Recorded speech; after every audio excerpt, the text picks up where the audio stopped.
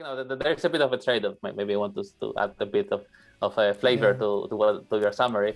Is that if you put too many validations in an early stage of the project, you can very easily kill your idea or kill your project, because it might be too heavy. Maybe you haven't thought through your idea enough, and so it might be, let's say, dangerous for a project. So I guess what you would want to do, there is this exploration phase where you explore the ideas, where you try to validate, get intuition about the data, understand the data, things like this. And then once you come up with the final model and you have a good understanding, including the understanding that was provided by the experts from whatever domain you are tackling now, it's a moment to open up maybe for these kind of validations. And then. All right. So hello and welcome everyone to whoever's listening to this particular podcast on YouTube, Apple, Google, Spotify, or any other platforms. I am Shah and I'm a PhD student at Arizona State University. I invite machine learning engineers, researchers, entrepreneurs to talk more about their current work, insights into their journey, and getting started with it.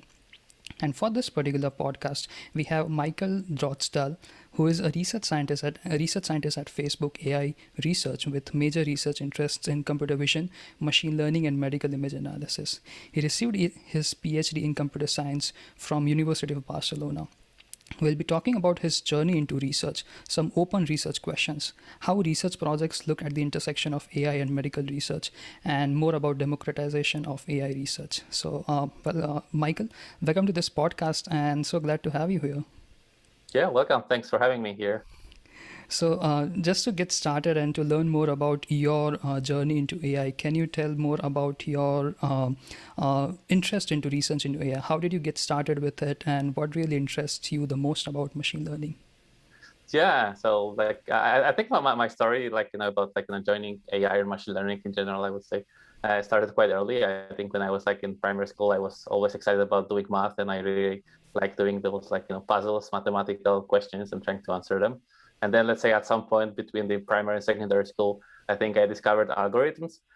So I was also very excited about the idea of writing rules, that we can provide input to those rules, and we could really get very variable and diverse output out of those rules. And if you keep on digging in those algorithms, you could see they could really build very complex, let's say, programs and very complex systems just by coding up those things. And it was very impressive to me. Therefore, I decided to study informatics at my hometown university in Wrocław, where I, by studying informatics, you discover that there's some different subfields in computer science, and one of the subfields was machine learning, where basically you have the ability of using a large number of data to basically discover the algorithms. Let's call it a bit in a hand-wavy way. That by feeding a lot of data points, you just don't need to write the rules anymore. You can just learn the rules from the data, and then you could see that those rules generalizes to different scenarios. For example, an image classification setup. If you have enough images of dogs and cats, you can build systems that can distinguish between those two without any particular intervention on let's say on our end. We don't need to write any rules. We just need to write machine learning system that learn from the data, and then everything is solved. So I think this is my inspiration, motivation for doing AI or machine learning in particular. Right. So I think the idea of automated learning from data is the major motivation for you to get started with AI. Yeah, this is how it all started. I guess then with the time, I guess I started discovering different flavors of machine learning, what it really enables us, and what are the interesting questions that's around this topic. And also I always was interested somehow in the healthcare domain, because my grandfather was a medical doctor, so there was a bit of discussions always at home present. So so yeah, I think it was natural for me to start thinking how we could apply those systems and those ideas in the medical domain. Right. And talking more about the research works that you have been doing at the junction of AI and medical research. So can you talk to us more about your current projects at Facebook AI that you are doing? Yeah, sure. I guess so I guess my story of doing medical imaging research, or healthcare research and machine learning started with my PhD. So when I was working on wireless capsule endoscopy, where we're trying to basically do biomarker discovery with wireless capsule endoscopy and computer vision systems and machine learning system and things like this. So this is where it started, and I continued somehow doing things that were somehow related to the healthcare domain. Not always healthcare domain, but I always have, I guess, some project that's active in this domain. So like currently, I tell you the project that I'm involved in at Facebook, AI research, is around the fast MRI project. I don't know if you heard about it. So Yes, the yes. general idea of fast MRI was like, we want to build MRI, like we want to enable MRI scans to be faster by acquiring less measurements and using machine learning and AI system to complete the missing information. So in particular, here in Montreal, we're working on one particular project that was maybe less concerned with the reconstruction process, so basically obtaining the image from the MRI machine, but rather on the signal acquisition process. So like if you think about MRI, you could at least from the machine learning point of view, it's an exciting way to think about it. That you can control this MRI machine and maybe instead of providing a fixed trajectory that represents the information that you acquired in the MRI scan, you could maybe have a machine learning system that controls which acquisition to take next and which acquisition to provide to the reconstruction system, so that you can have this active signal acquisition with the goal of reconstructing the MRI images. Right, right. And one of the few things that even I realized when I started my journey into research for medical imaging analysis is it's pretty much kind of slightly deviated from the standard machine learning research, right? Like most of the applications that you use into medical image analysis is much more varied than other standard computer vision algorithms. So, in terms of medical research, what kind of challenges did you face at the initial time? Like, straight away applying machine learning algorithms to medical data sets is not the easiest way to go forward, right? So, what kind of challenge did you see in specific to the application of into the domain of medical research while trying to use machine learning algorithms? Yeah, I think there is a very good question, and there's a lot of challenges.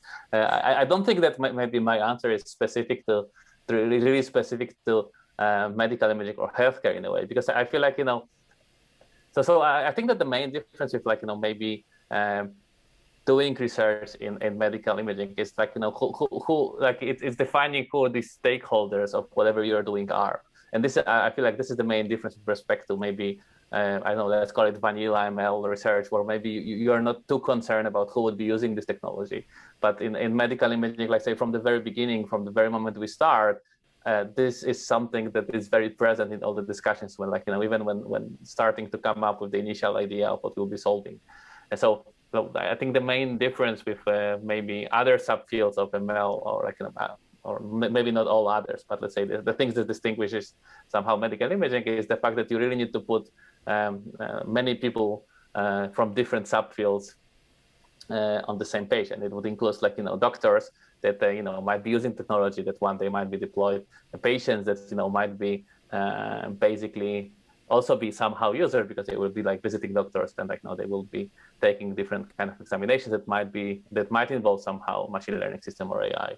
It also might include clinicians who are doing research using machine learning tools, for example, when they try to discover a new biomarkers, or maybe they're trying to discover new drugs and things like this. So I feel like my first quick short answer to your question would be that the biggest challenge is really to putting all the stakeholders on the same page, and it really requires a lot of legwork from the researchers. So the complexity sometimes is less on the algorithmic side, but more on talking to people and understanding what are the needs, what really has to be done. This kind of thing. Because sometimes I feel like that machine learning engineers have a tendency of trying to solve problems that might not necessarily be the problem for the clinicians or doctors.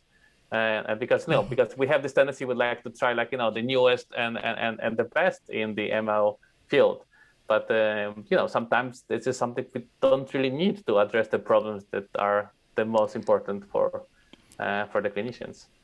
Right. So I think, and in towards the medical research, I think the research that drives is much more task-oriented research rather than the algorithmic algorithmic research oriented tasks, I think. So it's the applications that how you deploy these models really drives the research, rather than trying to build the best model that can solve and maybe build the next biggest thing that can counter CNNs. So I think that is what really drives, I think. Right. And in terms of while you're working on this, do you think, like, if you see most of the algorithms, right, like in computer vision, CNNs and a lot of other attention based models that come out very recently, do you think these medical research I see as a much more application oriented research? So you use these already existing computer vision algorithms and try to apply to the task that is at hand, and maybe then improve or fine tune those architectures according to applications.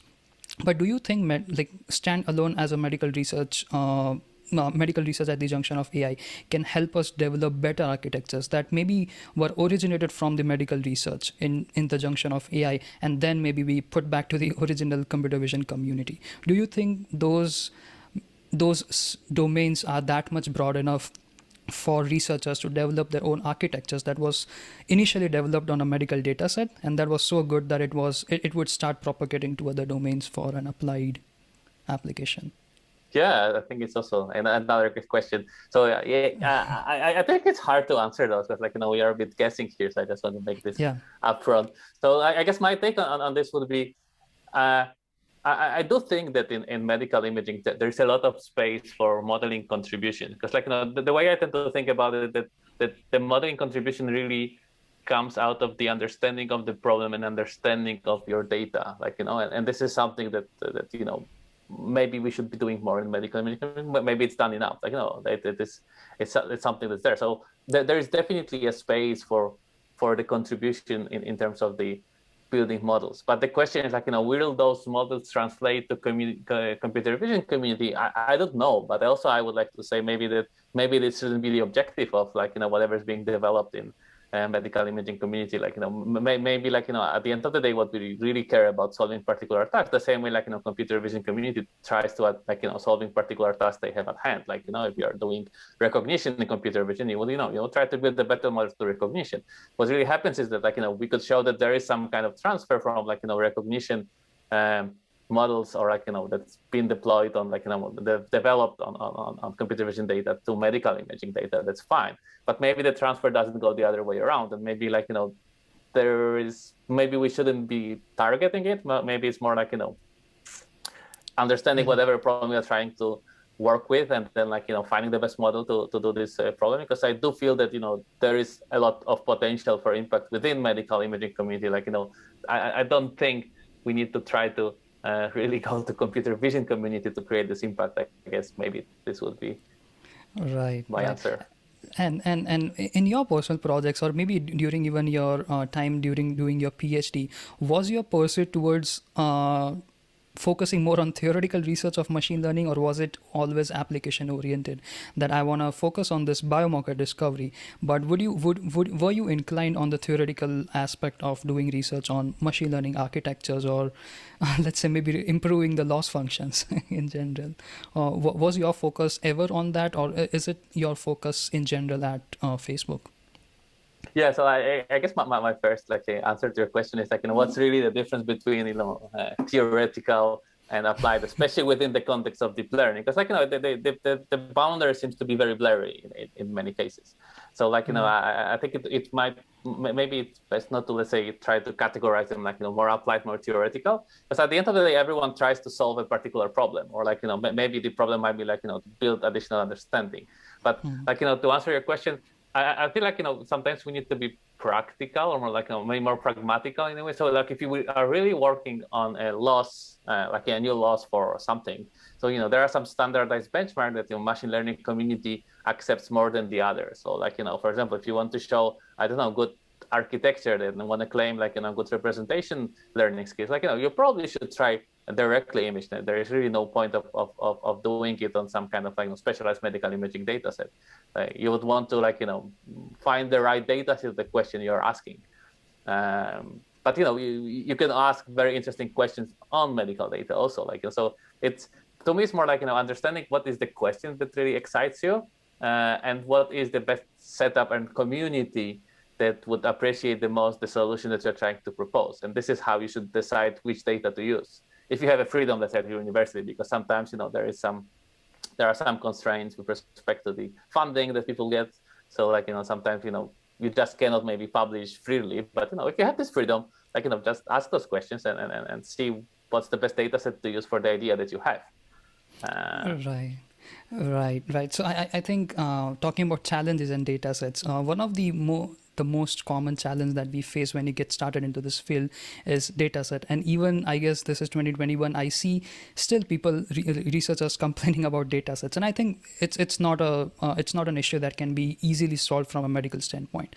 So I'm assuming even you would have faced such kind of roadblocks when you get started into these challenges. Have you explored the idea of working with only small data sets, and like what are the techniques that you think have a very strong potential to solving the problem of small data sets? It's especially, like, I have seen, like, if you are working with a very specific disease that has a very small data set, transfer learning has a lot of rebuttals from review perspective. Like, I cannot just use a model that was trained on some other highly relevant disease and just use that model and fine tune on my small data set. So how do you think, and feel free to take this just as an open opinion from your perspective, is how do you see this challenge of small data set from your perspective, and what do you, in your literature that you have read in the past or in present, which techniques you think are having, or maybe might have a best shot at solving these problems?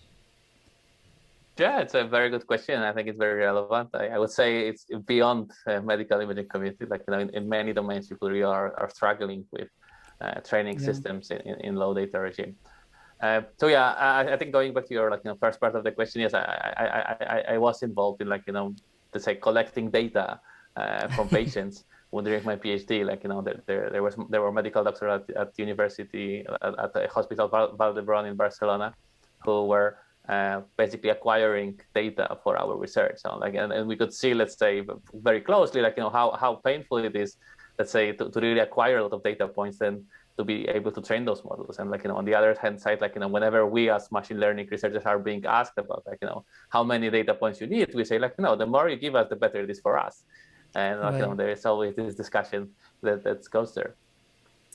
But yeah, it's hard to get a lot of data. Therefore, we really need to think how to train those models with limited number of data points. So I think part of the answer to this question will be that I gave you, I guess, in the previous question a bit. That at the end of the day, the easiest maybe way to do your model data efficient is to introduce good inductive biases in your model. So, for example, if you understand very well the problems you are solving, or if you understand very well, I don't know, the data, or you have an expert in the domain, working with you on the project, you can always get some additional knowledge that maybe it should be built in your model somehow. So this is always helpful, and it always it basically, if you the more, let's say, that kind of priors you introduce in the model, the easier it will be to train your model and show good performance. So I think this is something that I believe has a potential. I also think that transfer learning has potential, but as you mentioned, we need to be careful with transfer learning because there are all those issues now around bias that we could introduce by doing transfer learning, and there is the issue I think we didn't cover it when talking about the specificity of medical imaging research. That there's basically whatever we do at the end of the day, it's to improve decision making in the healthcare, or at least simplify the decision making for medical doctors, and it's a bit challenging task in a way, because the algorithm to be developed can really influence the decisions that the doctors will be making. So there is additional risk there. So therefore, by trying to solve maybe low data regime with let's say training with transfer learning, and we might be transferring maybe from some particular disease, and then our representation will be biased towards one disease. So everyone will start showing symptoms in our system of this particular disease. So it might be very dangerous from this point of view. Although, just to clarify, I do think that I don't think that machine learning system will be taking decision for the doctors. It will be more assisting the doctors to make decision. So Yeah. this is another thing. And then maybe last thing that I think might be somehow useful and beneficial is like the old idea of multimodal learning, where like we can pull together multiple modalities. And I think medical imaging has this potential of like that really by looking at one particular as a patient, like we look from the perspective of different tools and different tests. So like there is a lot of multimodality present in the medical imaging data, and this is something that I guess definitely could be leveraged to again improve the training in terms of low data regime. I agree with your second last point a lot, because one thing that I'm learning within my few months of starting into research is the any researcher who is trying to work at the junction of AI plus medical research is to understand the fact that how much AI models are scrutinized at the end, because of the fact that you said, because the results are so much sensitive. So a lot of medical experts will ask for the credibility of these models, and that really lacks in general, and we all know. But when we work in the standard computer vision or language processing communities, the sensitivity factor is fairly low, because the data generated are maybe artificial data sets or hand curated data sets. So I think that is one thing even I'm learning a lot, that even if you apply the best model that is out there, like ResNet, DenseNet models, but the results that come out are questioned and scrutinized a lot, that how much relevant is this particular model. And that really makes a lot of sense. And in terms of one other architecture that is highly talked about recently is the GANs. What is your standpoint of using GANs for any kind of applications within the medical data? Let's say it is for imputing data sets for some time frames within different modalities, or let's say just basic data augmentation. I have seen a lot of good papers coming out, like MedGANs and a lot of other papers that follow that have a very high claim of saying that these data sets are highly artificial, but again they are very likely to resembling to the closest structure. But a lot of people still do not agree to the point that the generated images would have a similar distribution of disease localities or tumors or any kind of specifics. So what is your open opinion on that particular aspect? Like, do you think GANs in its own architecture of how it is built can really solve this issue, or is it just like a aid to improving decision making? Yeah, I think it's a great question. Like, I think it's like, in general, maybe generative models, like, what's their use in healthcare. So I think that they, as you said, like, there's a lot of exciting research going on, and people are trying many different things, and it's cool and it's great. I think like it goes back to what we discussed previously, like, that we just need to be careful how we use that kind of systems, and we really need to be sure that whatever we are introducing by using generative models, for example, in medical imaging, we are not introducing some kind of artifacts. Like, I think this is something that has been like already pointed out and mentioned in the literature, like, that in particular of like, generative adversarial networks, a particular example of generative models can introduce some kind of hallucination. But I would say like probably any kind of generative model can introduce some kind of, let's say, hallucination in the system. Or could reflect maybe the biases already in the data set, and this is not what we really want to, like, So we really need to be mindful how we use those systems, I would say. But I think that research along those lines, it's great, and it's moving forward, and it's definitely showing some signs of progress. But yeah, I would say that it's about being careful, like, what distribution we're really modeling with those models, and how do we use them, this, like, in the whole system. Again, like, what you said, like, there's a lot of scrutiny that we should be paying a lot of attention to how we use the system. Basically, this would be my answer to your I guess to your question. Like, and then also within the context of fast MRI, we also try to play with it, like, some GAN models, but at the end of the day, we never really use like GAN models for MRI reconstruction for their purposes outlined. We were not like 100% sure that, like, the hallucinations will not be problematic there. So Right. Yeah, because an interesting thing that I recently learned was the fact that if you are using some kind of, let's say, encoder decoder architecture, right, to map or maybe harmonize two different modalities of data.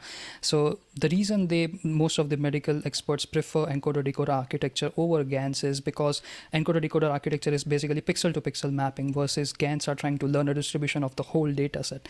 And what I learned from, like, one of the expert had a PhD in medical physics, so he understands how these scanners work and how the data sets are acquired and how the physics of these scanners work.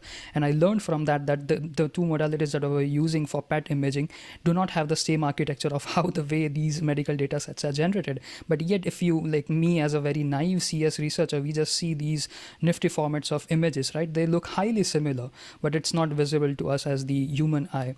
And that is when he pointed, even if you built a very good architecture that has, let's say, more than 99% of Pearson correlation even then, but there is no medical significance, or like from a scientific fundamental significance of the mapping that is learned, because it is not even like highly non-linear. So that was the kind of scrutiny I got, and I was like, this is interesting. I didn't knew, because nobody knows how these scanners work, right? So that is one thing that, like you said, is really critical, is to verify whatever the results we are getting, and then take step forward. So yeah, that really makes a lot of sense.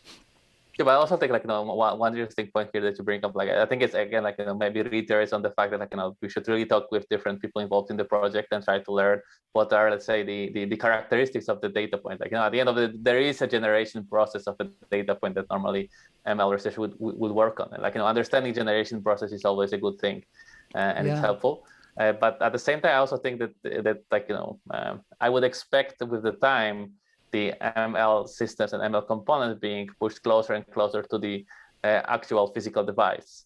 So, like, because now it seems like, there's a lot of research in medical imaging community that's basically devoted to analyze already, like, processed outputs of the medical imaging tools, like, MRI. We just look at the MRI, let's say, image in the like, in the form of a magnitude. Like, we rarely look at the case space of the MRI, or, like, and you can look at, let's say, different tools there. So I do think that there is, like, maybe it's not the answer to your question about GANs, but I want to say that there is a potential of bringing machine learning closer to the machines.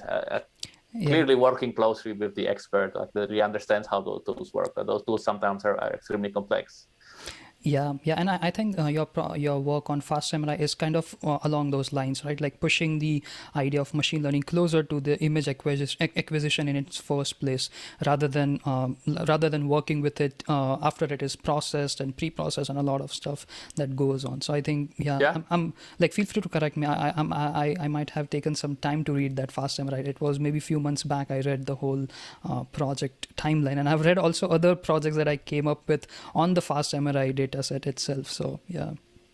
No, that's true. I think that's a correct statement. Although, I just, to be fair, to, like, draw a full picture, that's what's in the field. There are, like, many other approaches that try to do it. Like, there is, like, even from the MRI community, there are some approaches, like, MRI fingerprinting, that tries to, like, rethink the way how MRI acquisition is being done, and, like, maybe rethink how to, let's say, provide this kind of information to medical doctors. I just want to say, like, there is a lot of research along those lines, and trying to bring machine learning closer to, let's say, devices. And I just maybe want to reiterate that I find it very exciting. Right. And another interesting thing that I want to ask is, maybe not on the, maybe kind of a slightly philosophical approach of these research, is whenever these tools, like for example the GPT-3 tool that came out for language generation, a lot of people, of course, that from a research standpoint, a lot of people appraised that and a lot of people criticized it. But a few people that definitely pointed out one very nice thing is how it helps us understand consciousness, right? I mean, even though it is a very far-fetched topic, I think, do you think using AI for medical research in general can help us answer some of the underlying questions from the medical research community, rather than just helping medical experts solve certain problems? Because if you see for other tools, like using BERT on language, it has helped us understand some of the key insights. Like, I don't know if you know, this very nice article that came out maybe 1 or 2 years back was when Google Translate started using BERT, right? Deep learning for its translation. So if you want to translate from language A to C, it's easy to translate from A to B and then B to C, rather than doing from A to C directly. So there was one very key insight that came out, that these three languages have a very nice interconnections that none of the lingual experts know. but deep learning kind of found this. So this was kind of a very latent insight that they found out, and a few people, like few news articles, always claim that okay, AI can help us get closer to consciousness or human consciousness. But strictly talking about medical research, do you think AI can have a shot at answering some of the unanswered questions in medical research? I mean, a first step is AlphaFold, right? That has helped do something. Do you think it has a shot at doing that? And if it is, then what is the exact role of using AI? Is it just a tool to automate and make people like radiologists' life better, or are we actually also looking at discovering something in general?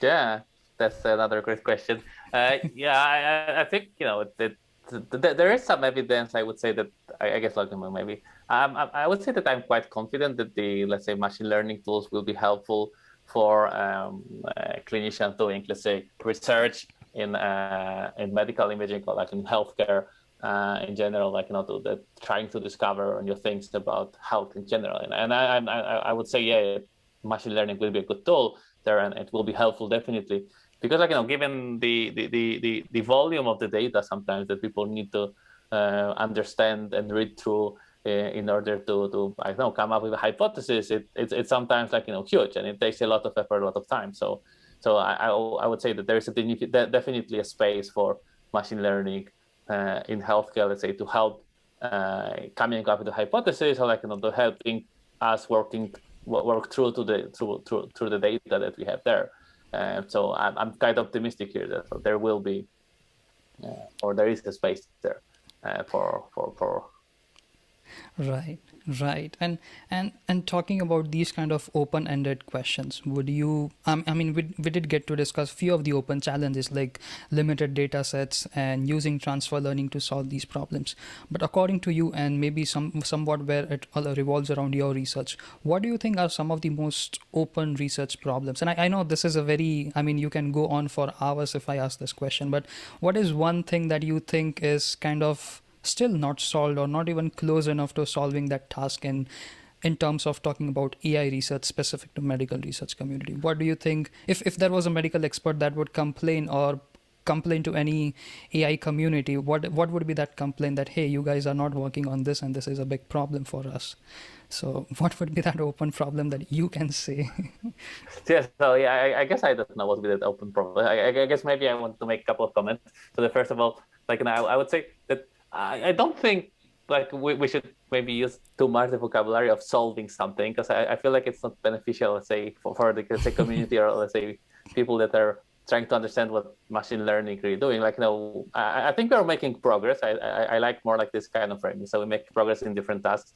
I'm not sure if we like solved any tasks in particular, because like it depends a lot of context. Like what is the particular task you want to work, like solve, and what's the target, accuracy, and then what are the generalization capabilities of our system and things like this. So I don't think we will. I don't know. I think we will do a lot of progress. We will do a lot of progress in understanding, like human body with machine learning. We will do a lot of progress in building better systems. That's definitely. And I guess like maybe your question then would be, what is the topic of medical imaging that we should be focusing the most in order to see this progress? Mm.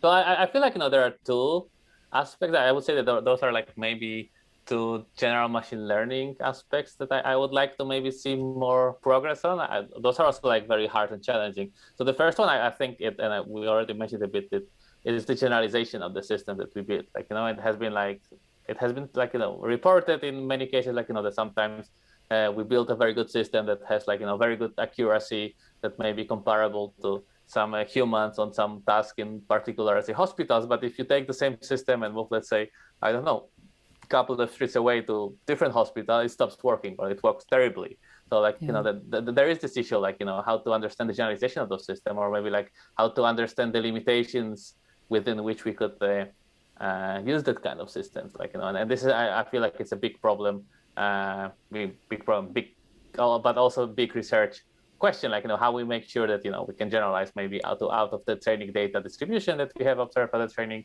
time, or like in general, that this is interesting. And also another thing that is somehow connected to it, it's like when I was saying when I was saying about understanding the limitation of what is the scope of the system within which the system really works well. Can we really describe it somehow? But maybe that there is whole research in the field of uncertainty estimation with deep learning. So I feel maybe making the systems provide us some kind of numerical estimates of when they think they or how confident they are about what they show us what they predict, not necessarily about the decision they make, but at the end of the sometimes we are interested in image reconstruction and we want to see we reconstructed we imputed some frequencies that maybe weren't there in case of the MRI, so how confident we are that the imputed frequencies are the right frequencies, what is the variance of those frequencies, that kind of question. I find them interesting. There is a lot of research going on there, but I would like to maybe see more progress.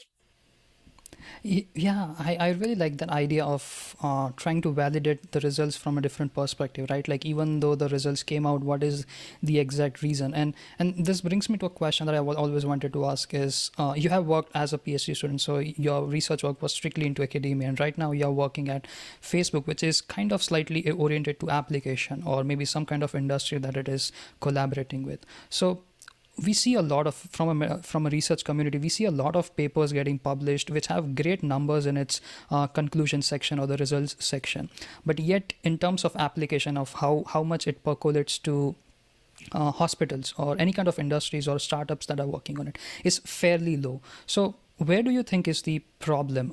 Is it more like the industry is not yet ready for all these kind of research, or is there a big problem of scaling to real world examples? So even though I might publish a paper that solves the issue of predicting a disease using multimodal approach, but nobody's actually using it, rather than just publishing it in few papers and getting few citations. So what could be a problem? Is it that the industry is not ready for an application, or do you think these deep learning applications have a major problem when it comes to scaling? Because I think when you're working with Facebook, those tasks would have kicked in back few years, that scalability is also an issue, right? You want to make these systems robust or reliable so that people won't question that, okay, the results are good, but how do I say that I want to use this? How do I build a trust? So yeah, where do you see the problem of gapping from typical research to, hey, I want to use this in my hospital?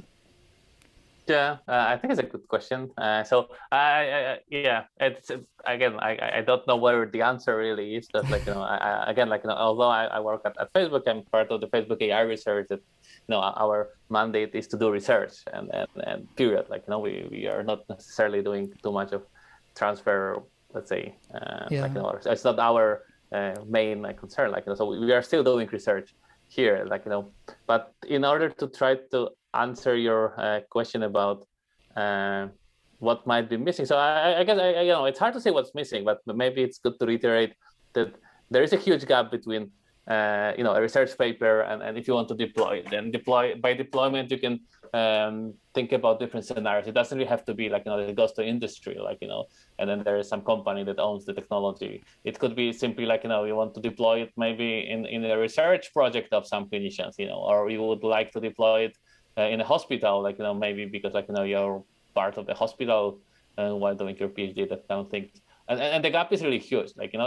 Having a paper is just a first step towards validating your system, but there's really a lot of small steps that has to be done in order to really enable the use of this technology at scale in healthcare. And healthcare also another, I guess, important factor that it's really heavily regulated in all the countries. It's not like this that you can just create an app for something.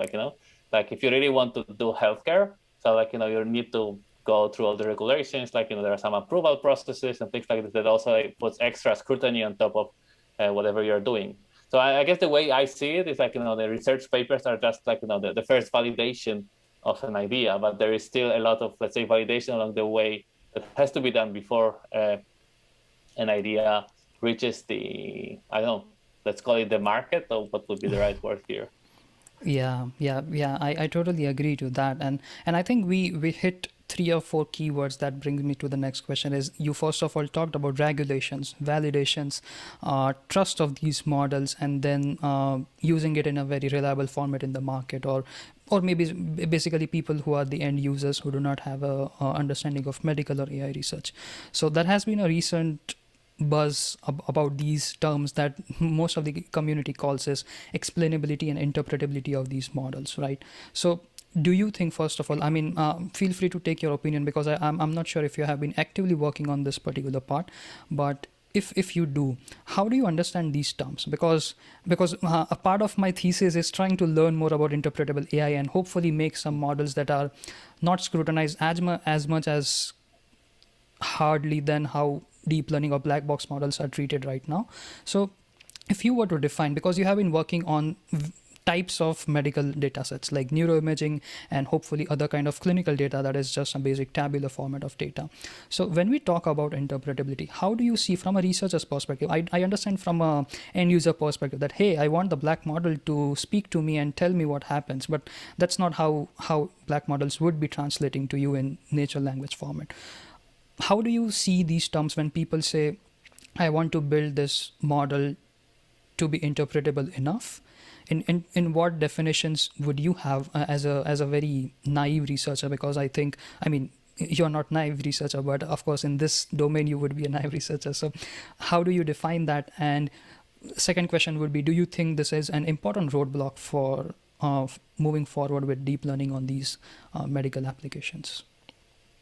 Yeah, it's a good question. Like, so I personally never worked very closely on interpretability, explainability. So I guess you should take my answers with a grain of salt, because Yeah. I might be inventing stuff here. And so the way I think about it, like interpretability, explainability, I think yeah, there's a lot of discussion, that's true, around it. So and the question, what really is this interpretability? And I think there were some papers that were trying to clarify the use of the terminology there. And I think the basic distinction there is we could either have the interpretability of the model in a way that you understand all the operations that the model is doing, and and sometimes by understanding each operations, you feel confident using a system, so. Yeah, you just feel confident, because you know what are all steps in the system. But sometimes the systems can be very complex, and the understanding each steps of the system might not be enough. And by not be enough, I mean the final user, because at the end of the day, I feel these topics of interpretability, explainability are relevant in the context of our discussion, because the number of stakeholders in healthcare is huge, and we need to if you really want to deploy those systems, we need to work with those stakeholders, and we need to make sure that that they are on board, they understand what we are doing, and that they feel confident using what we are doing.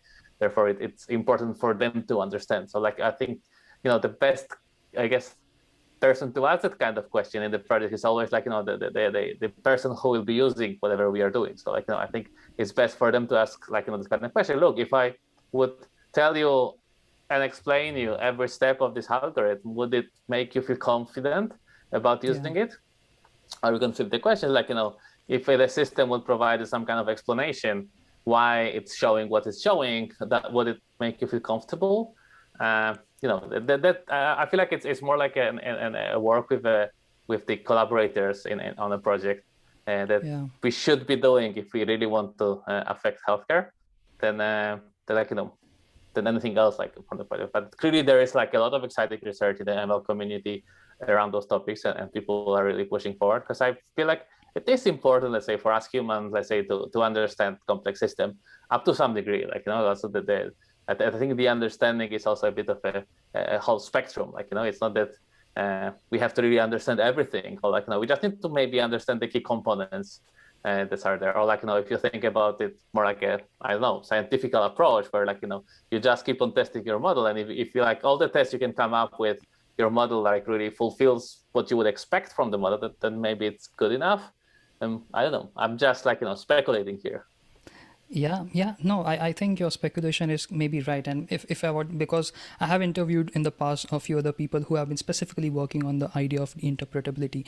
And one thing that I conclude, and maybe you are maybe fifth or sixth person who is also hitting the same points, is seeing two things that you mentioned, which are very correct, I think. And even in my understanding of the literature and research is, first of all, interpretability would or not be, that won't be a one shot solution to all kind of deep learning problems. It will always be application oriented. Like you said, I need to work with the people who would be interacting with these models and understand what do they want. And in this case, it would be medical experts. The model cannot literally explain to every patient for every disease. It has to be very specific.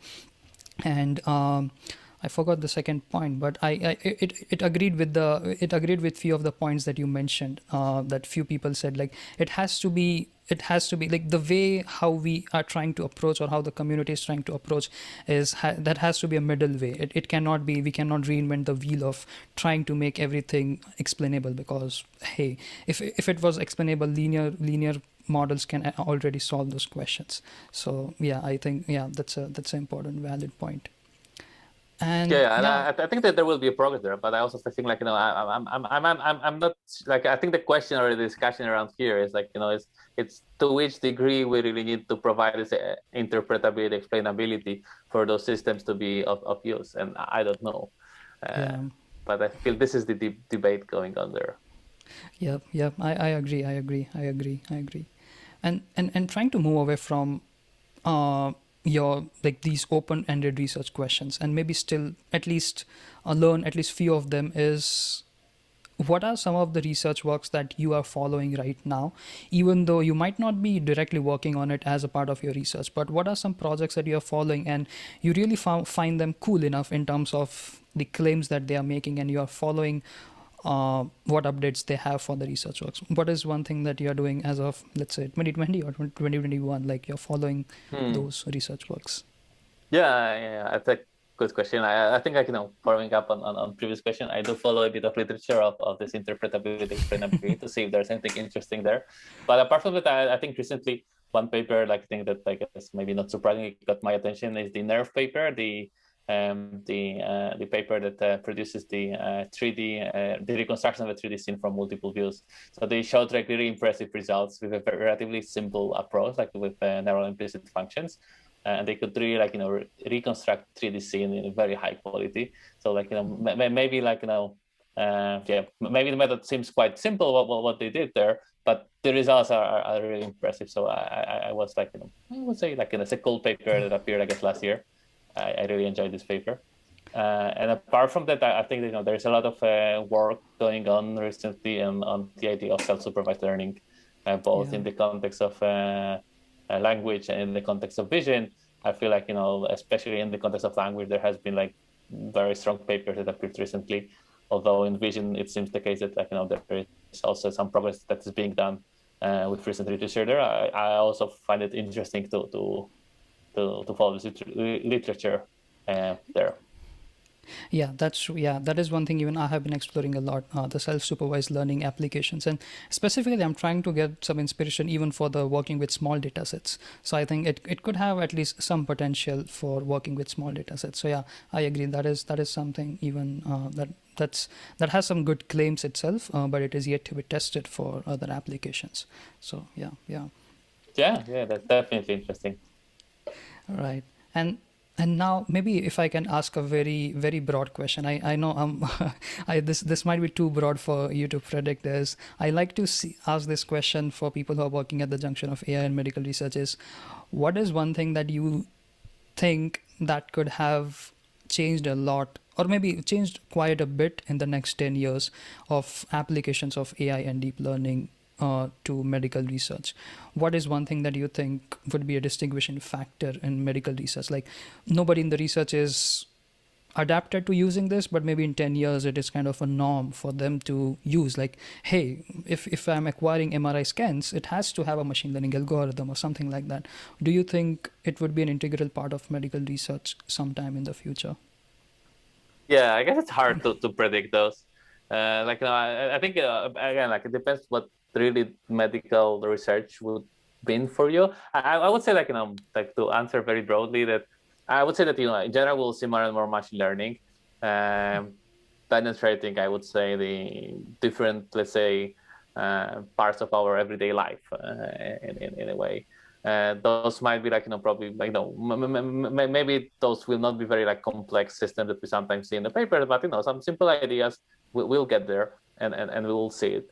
So I guess maybe one thing I'm quite excited about, like, or the thing that might be happening thanks to the use of machine learning and data science and stuff like this. And in healthcare is the personalized medicine. This is something that people were talking for a while already. Like there is some progress that has been done so far, but I feel like with the like way better machine learning tools that we are developing each year, and better understanding of the problems, like we might, let's say, enable really the use of the personalized medicine, because like without a smart way of processing large amount of data, it might be really hard to do personalized medicine. So for example, like if you push ML to a machine, or like to a scanner, then maybe you could like you could start maybe acquiring personalized scans of people, or like personalized information of people. And this is something I would be excited to see.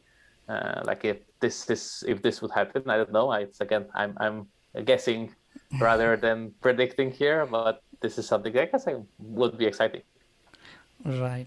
And on the very same tangent is like when you're working on these projects, like FastMRI is a very popular project. It has a lot of, like, in terms of citations, it has a lot of citations in general, the whole umbrella of projects that has evolved from FastMRI. So when you're working on these projects and maybe interacting with medical experts, do you see, like, what is the kind of trend? Like, are they really believing or maybe trusting these whole applications or pipelines that you're building for whatever application it is?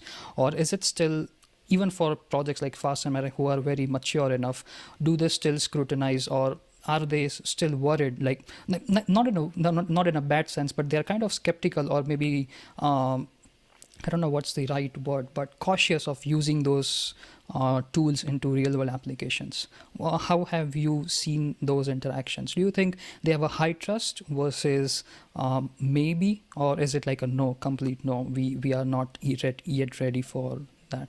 Like, how have you seen those interactions? Oh yeah, like so in the context of FastMRI, we are very lucky to work with New York University and our collaborators there, who are like great, both like clinicians and great experts on MRI. So it was really great and fruitful collaboration. So like going back like to your exact question is like sometimes I feel like it's clear that there has to be some convincing to be done. So to convince, let's say, the other, let's say, maybe basically the stakeholders of the system. But so sometimes the right question is like what are the experiments, or what are the arguments you could use, like being more like rather than trying to buy the belief by explaining them something, is like say like, look, if I show you that kind of experiments and the system works in this way, would you be convinced? And then like okay, so let's execute on this experiment, like collect like new data, and let's try to validate this hypothesis. And the hypothesis like comes up the right way, like you keep on building this trust by splitting the I don't know, by maybe changing the hesitance of let's say some of the collaborators into something that you can act on, so some kind of Right. actionable items, and you just create another experiment and try to show like, no, look, whatever we did, like it works in this way. Is it enough for the system for you to be like confident using this, or maybe there's another experiment you should be doing, like so you can discuss more, and then you come up with another experiment, and then maybe collect data. It's a like slow process and lengthy, but I feel like it is the best we could do, like in that kind of situation. Because like we don't want people to believe in a system because we believe in a system. It's more like what kind of arguments you can provide, or what kind of evidence you can provide, or experiments, so that other people also believe in it. Like there's like for example, in case of the MRI, there's a lot of discussion like, should we be doing retrospective or prospective MRI reconstruction? So basically, like should we rely on the data we acquired in the past to provide good reconstruction in the future? Like and there are some, let's say, researchers at New York University, like trying to show like that it's a good strategy. And I feel, if I understand correctly, like that there is some positive evidence along those lines. But I guess this is my I guess answer. Like try to change the hesitance into an experiment. Yeah, I really like the whole, like, over the many conversations that we are having right now, is one thing that I'm learning is having more amount of validation steps for all your whole pipeline of using machine learning is really the key forward when we are dealing with medical or any kind of sensitive application, I think. So I think we have at least, let's say, 5 validation steps. Having 10 would be even better, and that would be a step forward for making people believe, and even for us to debug that, hey, this was wrong, this was happening wrong within my knowing, or something like that. So that is one thing I'm like, I don't know if that's a good takeaway from whatever you said, but I think having more amount of validations would be good for both the researchers from AI and also from medical experts.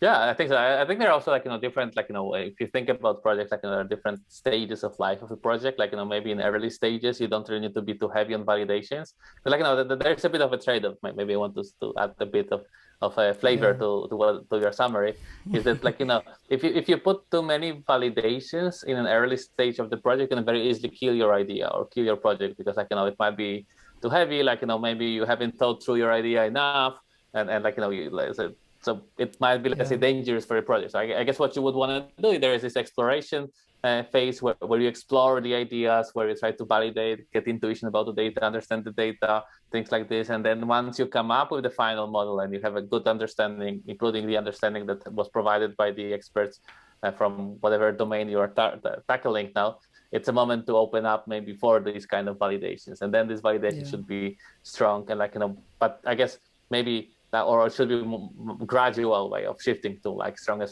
validation. I guess what I want to say, like, don't start the project by over validating everything, because then you will Yeah. have no progress, basically. Yeah, yeah. Allowing yourself to explore, and then open-ended validations, and then maybe start scrutinizing once you have enough confidence that, hey, I made some contribution. Now let's try to validate it. Exactly. Yeah, yeah. I love that idea. Yeah. And yeah, just one last question, because I don't want to hog up of a lot of your time. Is like this is maybe the most open-ended question that I can ask on my scale right now. Is forget about the application of AI to medical research. Just as talking to an AI researcher or computer science researcher, how do you does the idea of creating human level intelligence interest you? Do you think that it is within our reach itself? A lot of people still, I mean, I know this is a clickbaity thing that people post out in new media articles or something on other journals, that like AGIs and consciousness and a lot of other topics. But do you think, like, when we, like, we might laugh at those articles as of now because we know research machine learning is not up to the mark, but do you think itself, does the idea of creating human level intelligence is something that would interest you as a researcher? Do you think it's possible? I was never, like, maybe too attracted by creating human level intelligence. Like, I think it, I do find, let's say, some value, let's say, in studying, let's say, machine learning in general, as a way of maybe trying to understand some parts of, like, how human intelligence work. That's cool. It's also good to build systems that are smarter and smarter in a way, like, that they can help us make better decisions. Um, I was never, like, maybe too attracted by, like, building this human level intelligence, although, like, we might get there one day, at least, like, in a very narrow domain. So the domains, so there is some evidence that we could, like, outperform humans, like, in a very narrow task, like, it's there, but the human level, I guess, intelligence in your question means something way broader. So basically, that we have this, like, embodied AI that can act in the world and do whatever human is doing. So I think, like, in such an unconstrained scenario, I'm not maybe too excited about it. I think that there are some domains within which, like, having a good level of understanding, like, very narrow understanding of the world in particular domains, I think it's very beneficial and helpful. And I feel like, this is how maybe medical imaging community was moving forward. And I think, maybe it's the right way of doing, like, trying to solve particular tasks instead of, like, trying to solve everything. Yeah. But maybe in the future, like, we will be able to build systems that are very versatile and can tackle really diverse concepts of I don't know, so diverse solutions or diverse problems. We will see. I don't know. Yeah, yeah, I agree to that part. I think the application of AI to medical imaging is strictly application oriented. So we are trying to solve one problem and then we use a maybe top down approach or something like that. But yeah, I think the research that goes along the lines of reinforcement learning or language generation, they try to along those research, I think these questions really come up, that are we trying to actually learn something from how, like, I think GPT-3 opened up a lot of questions about consciousness and a lot of ways how we humans deal with, I think, I don't know, the basic understanding of the world or something like that. So yeah, I think, but for medical imaging concept, we are strictly application oriented. So yeah, I agree to that part. Yeah, that's quite interesting. But yeah, I think we are fairly out of time, and I think these were the questions I had for you. But this was really interesting. I really liked, because hopefully I'm starting off in this field, so I'll be following more your work. I also do your follow your work for some time, and this was really interesting. The idea of medical imaging plus deep learning really excites me too. So thanks for answering all these questions, and thanks for being on the podcast. I hope people who are listening to this podcast also find this useful, and people who would have any specific questions, I'll maybe post out your scholar link and your LinkedIn, so that if somebody is genuinely interested in your work or some other work, they can reach out to you through those channels. But apart from that, thanks for being here, and thanks for spending out a Friday afternoon for me for this podcast. Yeah, thanks a lot. Thanks for having me on your podcast, and it was really interesting and fun chatting with you.